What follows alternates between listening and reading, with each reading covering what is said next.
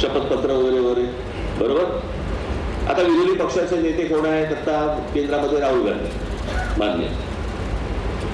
मग ते ठाकूर कोण? ठाकूर अनुराग ठाकूरने 6 मतदारसंघाचं काढलं.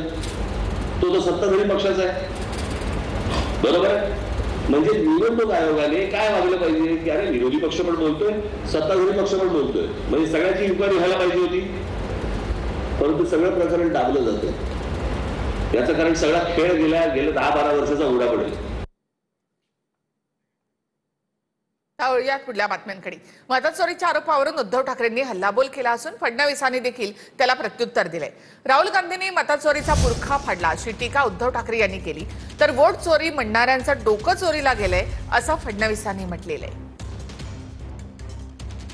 हे जे काय सगळं चालले कारण ना, लोकांमधनं जर का प्रामाणिकपणाने निवडणूक घेतली तरी जिंकूच शकत नाही, अजिबात जिंकू शकत नाही.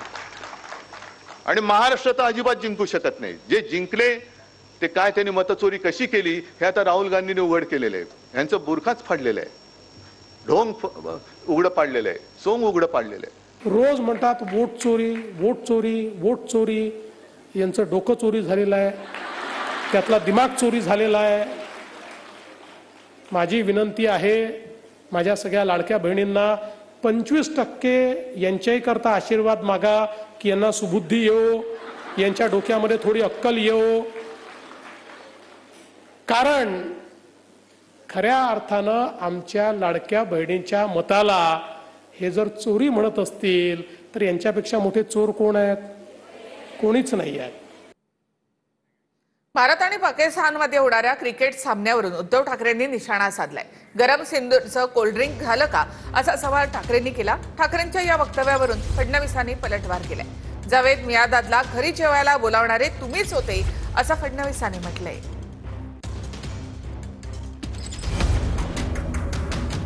भारत पाकिस्तान सामन्यावरून ठाकरेंची शिवसेना आणि भाजपमध्ये जोरदार जुंपली. भारत आणि पाकिस्तानमध्ये आशिया चषकात 14 सप्टेंबर 2025 रोजी दुबईत सामना होणार आहे. या सामन्यावरून ठाकरेंच्या शिवसेनेनं भाजपला घेरलंय. पण भाजपनं बाळासाहेब ठाकरे आणि पाकिस्तानचा माजी क्रिकेटपटू जावेद मियादाद यांच्या भेटीचा संदर्भ देत ठाकरेंवर पलटवार केलाय. 2004 मध्ये जावेद मियादाद मातोश्रीवर आला होता. मातोश्रीवर येत त्यानं बाळासाहेब ठाकरेंची भेट घेतली होती. भाजपनं याचाच दाखला देत ठाकरेंवर पलटवार केलाय. वो आपले पंतप्रधान म्हणाले की खून और पानी एक साथ बह नहीं सकता. आनंदाची गोष्ट आहे. मेरे रगो रगो में खून नहीं सिंदूर, गरम सिंदूर बह रहा है. मग त्या गरम सिंदूरचं काय आता कोल्ड्रिंक झालं? थम्सअप, कोका कोला, चला चाय गरम गेला, आता ठंडा ठंडा ठंडा लो लिंबू सरबत गेला. कुठे तो गरम सिंदूर? देशासमोर तुम्हाला, देशापेक्षा तुम्हाला त्या अमित शहाचा पोरगा त्या तिथला अध्यक्ष क्रिकेटचा म्हणून क्रिकेट सुद्धा तुम्ही खेळताय त्या जयशहासाठी. कोण आहे जयशहा? त्या तिकडे जो धारातीर्थी पडला आपला सैनिक किंवा ते जे काय आपले नागरिक मारले गेले त्यांच्यापेक्षा मोठा आहे, त्याच्यापेक्षा क्रिकेट मोठा आहे.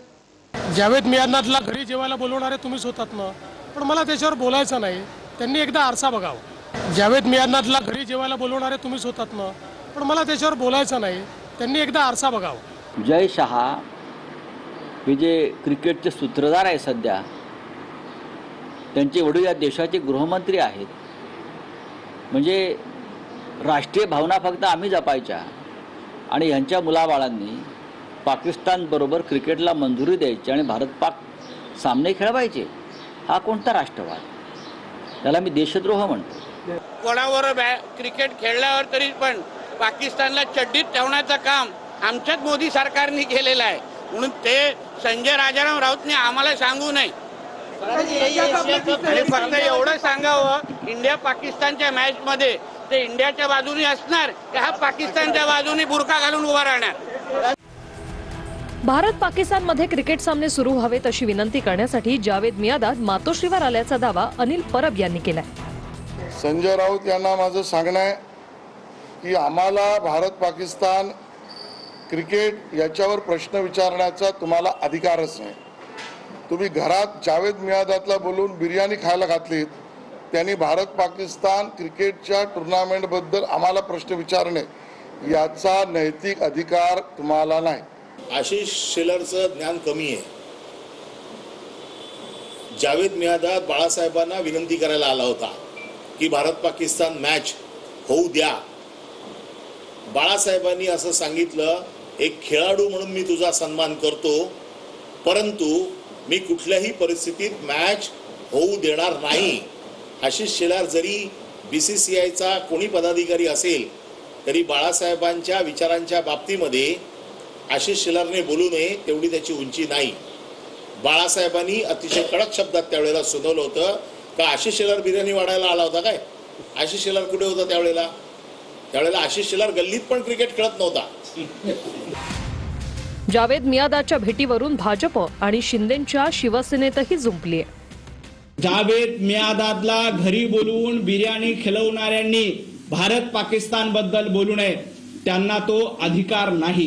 नवनाथ बने हे एक नवीन प्रवक्ते आहेत. ठीक आहे, त्यांच्याकडून अशा पद्धतीचं बोलणं झालं, त्याचं समर्थन शिवसेना कधीच करणार नाही. उलट अशा पद्धतीने जर बाळासाहेबांवर कोणी बोलत असेल तर आम्ही नक्कीच त्याचा निषेध करतो. मराठा समाजाला ओबीसी मधून आरक्षण देण्याच्या मागणीसाठी जरांगे पाटील आक्रमक झाले. जरांगे पाटील 29 ऑगस्टला मुंबईमध्ये धडकणार आहेत. जरांगे पाटलांचा मुंबईमध्ये येण्याचा मार्ग निश्चित झालाय. तयारीसाठी राज्यभरामध्ये बैठका सुद्धा घेण्यात आल्या आहेत. 29 ऑगस्टला मुंबईमध्ये येण्यावर जरांगे पाटील ठाम आहेत. मराठा समाजाला ओबीसी मधून आरक्षण द्या या मागणीसाठी जरांगे पाटील 27 ऑगस्टला अंतरवाली सराटीतून निघणार आहेत. 29 ऑगस्टला जरांगे त्यांच्या सहकाऱ्यांसह आझाद मैदानावर आंदोलनाला बसणार आहेत. 29 ऑगस्टच्या मोर्चाच्या तयारीसाठी मराठा समाजाच्या राज्यभरात बैठका झाल्यात. पुणे, नाशिक, जालन्यामध्ये तयारीच्या बैठका झाल्या आहेत. जरांगे यांच्या आंदोलनाचा मार्ग निश्चित झालाय. आता घरी बसू नका, आता माघार नाही, असं जरांगे पाटील यांनी म्हटलंय. घरात झोपायची वेळ नाहीये. सगळ्यांनी खरबडून जागे व्हा आणि मुंबईकडे निघा. शेवटी लेकराबाळाच्या शापशिवाय आपण कोणी घेऊ नका. मागण्याची अंमलबजावणीच नाही झाली, चर्चा किती दिवस करायची? अंमलबजावणीच नाही झाली तर आता थांबायची इच्छा नाही आमची. कारण किती ऐकावं, किती संयम आहे, समाजाने किती संयम धरायचा आणि का बरं ऐकायचं? आमचं खरं असून खोटं असतं तर ठीक आहे, चला पुढच्या वड्यात, चला पुढच्या वड्यात. आता नाही चालणार ती तसली तुमची लबाडपणा सरकारचा. आता आम्ही खपून नाही घेणार कसल्याच परिस्थितीत. मराठा समाजाला आरक्षण द्या, तर ते आरक्षण दिलं गेलेलं आहे. त्यामुळे तो खरं म्हणजे प्रश्न संपलेला आहे. कशासाठी हा आग्रह बाकीचा आहे हे कळण्याच्या पलीकडे आहे. मनोज जरांगे पाटील यांच्या मागण्या रास्त आहेत, मात्र ओबीसी मधून आरक्षण हा पर्याय नाही, असं लक्ष्मण हाके म्हणाले. यावर जरांगे पाटलांनी प्रत्युत्तर दिलं, तुमचा आमचा वैर नाही, मराठा ओबीसी भांडणं कशाला लावताय, असं जरांगे पाटील म्हणाले. मराठा समाज ओबीसी मधूनच आरक्षण घेणार असं देखील जरांगे पाटलांनी म्हटलं आहे. म्हणणं काय, जरांगे पाटलांची मागणी रास्तही आहे. मी एवढा संवेदनशील आहे तर मग तुम्ही म्हणाल रोख बदलताय का? आणि माझी विनंती अशी आहे की जरांगे पाटलाच्या मागणीवरनं उद्या ते 100% सक्सेसही झाले. कारण त्यांच्याकडं प्रचंड मोठ्या प्रमाणात क्राऊड आहे, ते प्रभाव टाकू शकतात गव्हर्नमेंटवरती. आम्ही तेच म्हणत होतो ना मग 1.5 वर्ष. तुमचं आमचं काही नाही, कशाला नाराजी करता धनगर मराठ्यात, कशाला ओबीसी मराठ्यात करताय? आमच्या मागण्याच रास्ता आहेत आणि ओबीसीतच यात. तर माझ्या पांडुरंगाला मी मटण खाल्लेलं चालतं तर तुम्हाला काय प्रॉब्लेम? सुप्रिया सुळेंनी सरकारला थेट सवाल केलाय. आम्ही आमच्या पैशानं मटण खातो, आम्ही कुणाचे मिंधे नाही, असं सुप्रिया सुळेंनी म्हटलं आहे. तर सुप्रिया सुळेंच्या वक्तव्याला वारकरी संप्रदाय उत्तर देईल असं फडणवीसांनी म्हटलेलं आहे. कितीही कष्ट कर, चांगलं बोलावं. पांडुरंगाची मी रामकृष्ण हरिवाली आहे, फक्त माळ घालत नाही, कारण कधी कधी खाते, मग खरं बोलते बाई. मी काय त्यांच्यासारखी खोटी बोलत नाही. आणि खाल्लं माझा पांडुरंगाला चालतंय, तुम्हाला काय प्रॉब्लेम आहे? खरंय की नाही? आमचे आई वडील खातात, सासू सासरे खातात, नवरा खातो आणि आमच्या पैशानी खातो बाबा. दुसऱ्यांचं काय नाही, उदार आपला. जो आहे आपला जन्म काय जैसा आहे आपला हे. कुणाला आपण कुणाला निंदे नाही. जो आहे डंगे की चोट पे दिल खोल के करो. पांडुरंगाला मटण खाल्लेलं चालतंय, बाकीच्यांना याचं उत्तर मी देणार नाही. याचं उत्तर महाराष्ट्रातले तमाम वारकरी देतील. ओवेसी आंदोलक लक्ष्मण हाकेंना कॅमेऱ्यासमोर रडू कोसळलं. माळी समाजाबद्दल वादग्रस्त वक्तव्य केल्याचा हाकेंवर आरोप असून या संदर्भातला व्हिडिओ व्हायरल होतोय. यावर मी ओबीसींबद्दल बोलतोय, माझा जीव गेला तरी चालेल, अशी प्रतिक्रिया लक्ष्मण हाके यांनी दिली आणि त्याच वेळेला त्यांना रडू कोसळलं.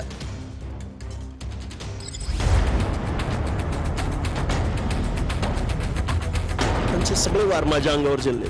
ओबीसी आंदोलक लक्ष्मण हाकेंना अक्षरशः रडू कोसळलंय.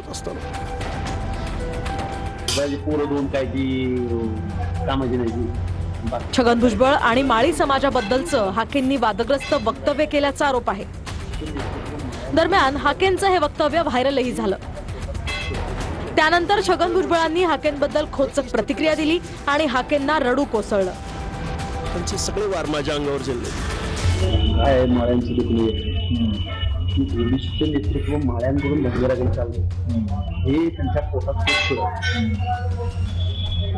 पोरं दोन काय ती कामाची नाही ती बाकी कुठला कार्यकर्ता दुसऱ्यांवर गेला नाही तरी गेला नाही. मग आता काय करायचं?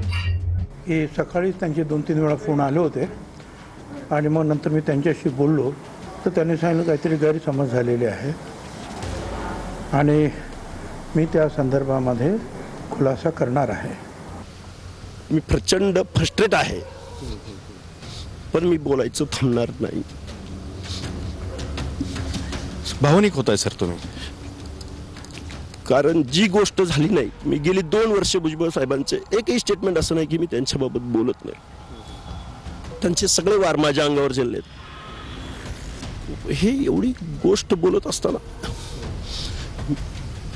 त्यामुळं ठीक आहे. इतकं दुःख का करून घेताय? अरे श्वास म्हणून जगतोय. आपण केलेलं वक्तव्य 4 भिंतीतलं होतं हे हाके मान्य करतायत. व्हिडिओत मीच आहे मात्र त्यातला आवाज माझा नाही असा दावाही हाके करतायत. बाकी कुठला कार्यकर्ता दुसऱ्यांवर गेला नाही तरी गेला नाही. 4 भिंतीच्या आत काय बोलायचं मला चांगलं कळतं. मला तसं कधी वाटलं तर मी 4 भिंतीच्या आत मी माझे जे दैवत असतील त्या दैवत 4 भिंतीतलाच तर व्हिडिओ आहे की हो, पण मग तो सार्वजनिक ठिकाणी कसा करावा याचं एथिक्स ह्या सगळ्या लोकांनी समजून घ्यायला. अडचण ही आहे का की व्हिडिओ सार्वजनिक झाला? नाही, तो व्हिडिओ खरा असता तर मी एका क्षणात मी माफी मागितली असती. पण आगा जे घडल्याची नाही त्याची जर मला माफी मागायला लागत असेल तर मला वेदना होतात. नाशिकला संधी दिली, आता मुंबईमध्ये सुद्धा एकदा संधी द्या, आशिष शेलार यांच्या कार्यालयाबाहेरून अमित ठाकरेंनी मुंबईतल्या जनतेला हे आवाहन केलं. सर्व समस्यांच्या प्रश्नांना एकच उत्तर, राज ठाकरे, असंही अमित ठाकरे यांनी म्हटलंय. मुंबई भाजपचे अध्यक्ष आशिष शेलार आणि मनसे अध्यक्ष राज ठाकरे यांचे पुत्र अमित ठाकरे यांच्यात बैठक झाली. मुंबईतल्या आशिष शेलारांच्या कार्यालयात ही बैठक झाली. गणेशोत्सव कालावधीतील परीक्षा पुढे ढकलण्याबाबत अमित ठाकरेंनी शेलारांना निवेदन दिले. बैठक संपल्यानंतर अमित ठाकरेंनी पत्रकारांशीही संवाद साधला. यावेळी मुंबई महापालिकेत मनसेला विजयी करण्याचं आवाहनही त्यांनी केले. 2 दिवसांपूर्वी राज ठाकरे हे देवेंद्र फडणवीस यांना भेटले होते. त्यानंतर आज अमित ठाकरे हे आशिष शेलार यांना भेटले. त्यामुळे राजकीय वर्तुळात चर्चा उधाण आलंय. मी अनेक वर्ष बोलतोय, ह्याच्यासाठी एकच उत्तर आहे, ते म्हणजे राज ठाकरे. सरकार आले गेले किती वर्ष बघतोय आपण, पहिल्यांदा नाही साचलं पाणी. एकच उत्तर आहे, एकदा संधी द्या. नाशिकमध्ये दिली, तुम्हाला कळलं काय झालं. तर त्यांनी म्हटले की हे वर्षानुवर्षाची परंपरा आहे, आमच्या हाती सत्ता द्या. नाशिकमध्ये जसा बदल केला तसा इथे बघा, बोलण्यावर तर काही टॅक्स नाही आहे आणि मतं मांडण्यावर कुठला GST नाही आहे. त्याच्यापेक्षा अजून काय बोलू मी? असं मला वाटत नाही कधी असं ते दुरावले होते. मला वाटतं ते साहेब आणि आशिषला सर खूप जुने मित्र, त्याच्यामुळे ज्या टीका होतात त्या मला वाटतं राजकीय होतात, कधी असं वैयक्तिक टीका होत नाही. जर विरोधी पक्ष असतील तर मला वाटतं की सरकारवर टीका केल्याच पाहिजेत. काही चुकत असतील तर आम्ही कधी चुकलं तर तुम्ही आम्हाला समजवलं पाहिजे. त्याच्यामुळे ह्याच्यात वैयक्तिक कधी दुरावा होत नाही. अमित ठाकरे यांनी तुम्हाला गणेशोत्सवाचं निमंत्रण दिलंय का? आणि मुळात या विधानसभेच्या कालावधीत 2 मित्रांमध्ये जो दुरावा निर्माण झालाय तो येत्या काळामध्ये मिटलेला आम्हाला बघायला मिळेल. मी तरी आओ फिर से किया गेला असं नो कमेंट. उपमुख्यमंत्री अजित पवार यांच्या कार्यक्रमामध्ये स्पार्क झाल्याचा प्रकार घडला. ऐन भाषणामध्ये स्पार्क झाला, मात्र अजितदादा बिचकले नाहीत. पिंपरी चिंचवडमधील अजितदादांच्या कार्यक्रमात विद्युत तारांचा स्पार्क झाला. पण दौरा मात्र होतो. काही जण जरूर अभ्यास करतात, कारण काहींना खूप काही त्याच्यातनं यश मिळवायचं असतं. पण दौरा मात्र होतो. काही जण जरूर अभ्यास करतात, कारण काहींना खूप काही त्याच्यातनं यश मिळवायचं असतं. दाक्षिणात्य अभिनेता विजय थलापतीने 2026च्या तामिळनाडू विधानसभा निवडणुकीचं रणशिंग फुंकलं. निवडणुकीमध्ये डीएमके आणि भाजपसोबत युती करणार नाही असं विजय थलापतीनं जाहीर केलं. तामिळनाडूच्या मदुराईमध्ये विजय थलापतीची मोठी जनसभा पार पडली.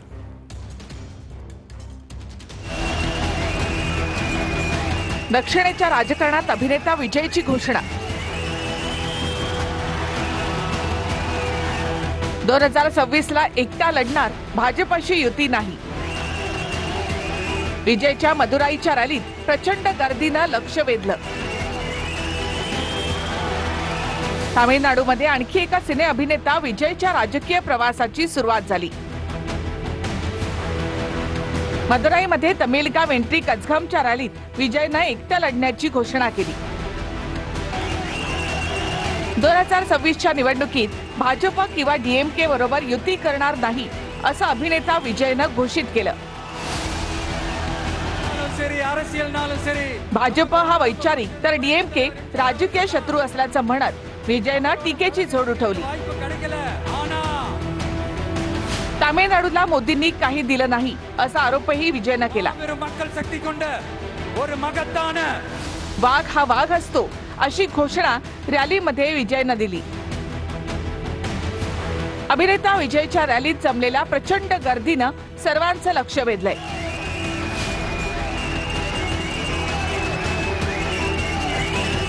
सत्ताधारी डीएमके विरोधातील एआयडीएमके आणि भाजप या तीनही पक्षांवर विजयनं रॅलीमधून हल्लाबोल केलाय. दक्षिणेच्या राजकारणात आणखी एका अभिनेत्याचा उदय झाल्याच्या प्रतिक्रिया समाज माध्यमांमध्ये उमटतायत.